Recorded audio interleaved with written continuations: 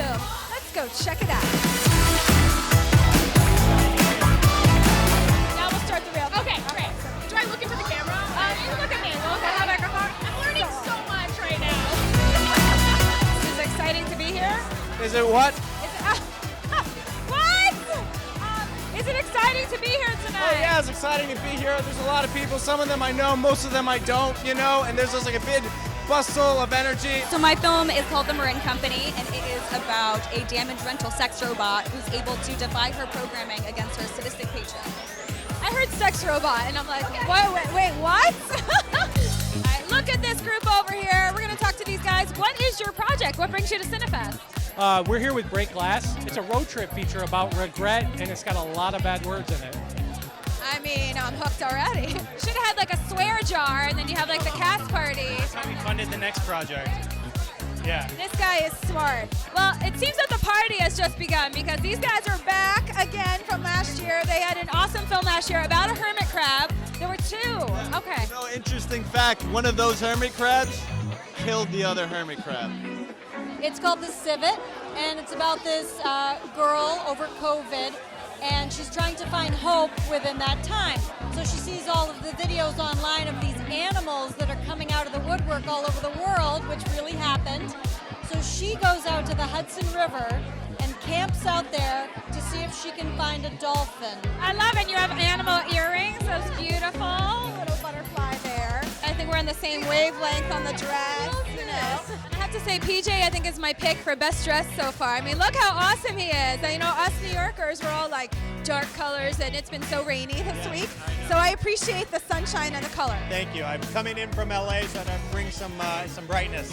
I'm just thinking, you filmed a Christmas movie after Christmas. Did you get any decor really cheap?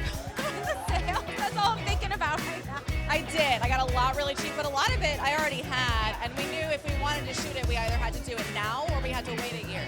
Because on an indie budget, we're not going to be able to make snow. So I've got Callie with me. This is like, she said it was her first interview. Yes. I love it. She is a ball of energy. I'm having a great time. The communication is great too, and it's a premiere for me here. So I'm excited to actually screen it in my hometown, which is cool. Where are you from? I'm actually from the burbs, but I've lived here for 12 years, so I know. It's amazing. I love New York, so that's always exciting, but this is also very much in the heart of the city, which is so cool, and just everyone here, the energy's really electric tonight. I thought to myself, when's the next time I'm going to maybe be in New York to show off a film? I have no idea. So I was like, screw it, let's go. Screw it, let's go. That's all. Yeah, so the film is about, actually, I might give this to Mark, because he's got a better log line about the film. He's passing the buck. Here we go. You have the elevator pitch. He's got it all down. A couple facing adversity during a zombie apocalypse faces one last test in their love life. Wow. it's called How to Have Birth Control. I pitch it as it's as if Samantha Bee and SNL made a baby. I love that you used the term "if they had a baby" because she did. I saw what she did there. She had me throwing kitchen utensils at my husband in the film, you know, like that really could happen. Yeah. So the disco music is playing. I will say while we're doing this interview, which is so fitting because your project is. Yes, Wish Upon a Disco Ball. I don't know if it's about disco music or anything. Disco musical. I mean, what is the film about? It's called Echo. I feel like that could go so many different ways. So what is it about? That's a good question. What is, actually Phil has... Does anyone know what it's about? But these guys have been busy. Talk to me about your project and what it's about. Waking Up is about a man that decides that he wants to die. No, that was last year. That was last year. Okay, take two. So I am Sherman Kinsley. I'm the head of this canned laughter division, and he's a real artist. He leaves no stone unturned when pursuing the perfect laugh. And when it turns out that his entire existence and identity is threatened by the idea of a live studio audience, he tries his best to salvage his art form. And hilarity does ensue. And this project is very personal to you, and obviously, and also, I mean, you did a lot of different jobs on this project too for the first time, you were saying. Yeah. So first time writer, producer. I've been acting for 15 years professionally, but it lit my filmmaker bug, and it's actually premiering at New York CineFest. So, romantic comedy about two hookup buddies that have commitment issues, and they have to find a missing condom. Of all things, Yeah, you know how it goes. Yeah. happens all the time.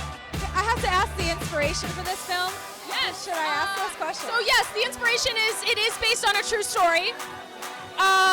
It's a story about an arts collective who decide to become socio-eco-terrorists.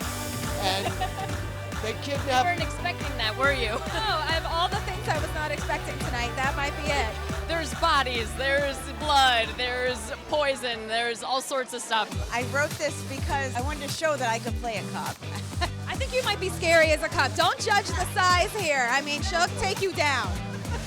Thank you. Who would be the most interesting celebrity, you think, to go into their mind and get trapped there? for horror purposes, I'd be scared to be trapped in like Kim Kardashian's mind, somebody like that. Like for me, that would be a little terrifying. I feel like that is the concept of keeping up with the Kardashians, is being trapped inside her mind, and it is terrifying. As we get older, we get sadder and think back. I promise you it's a comedy. It really is. So you're getting older and sad? Is that the deal? We need a guy who's really, really depressed. Ricky, will you be in our movie? New York CineFest!